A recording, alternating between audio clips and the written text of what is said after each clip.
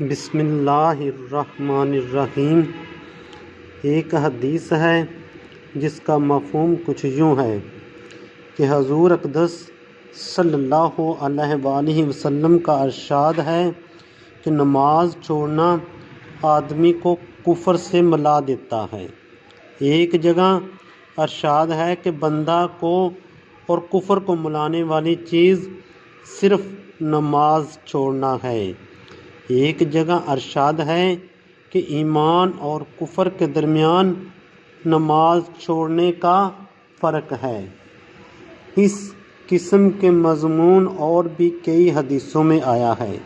ایک حدیث میں آیا ہے کہ ابر کے دن نماز جلدی پڑھا کرو، کیونکہ نماز چھوڑنے سے آدمی کافر ہو جاتا ہے۔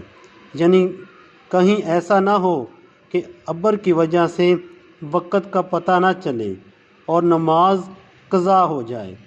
اس کو بھی نماز کا چھوڑنا ارشاد فرمایا۔ کتنی سخت بات ہے کہ نبی کریم صلی اللہ علیہ وآلہ وسلم نماز کے چھوڑنے والے پر کفر کا حکم لگاتے ہیں۔ گو علماء نے اس حدیث کو انکار کے ساتھ مؤکد فرمایا ہے، مگر حضور صلی اللہ علیہ وآلہ وسلم کے ارشاد کی فکر اتنی سخت چیز ہے کہ جس کے دل میں ذرا بھی حضور اقدس صلی اللہ علیہ وآلہ وسلم کی وقت اور حضور صلی اللہ علیہ وآلہ وسلم کے ارشاد کی اہمیت ہوگی، اس کے لیے یہ ارشاد نہایت سخت ہیں۔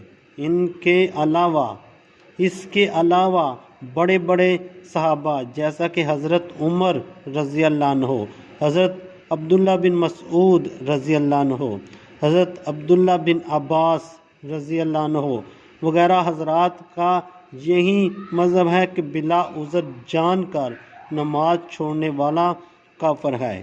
ائمہ میں سے حضرت امام احمد بن حنبل، اسحاق ابن راہو ابن مبارک کا بھی یہی مذہب نقل کیا گیا ہے۔ اللہ رب العزت نماز کی تاکید کی توفیق عطا فرمائے۔ اللہ رب العزت عمل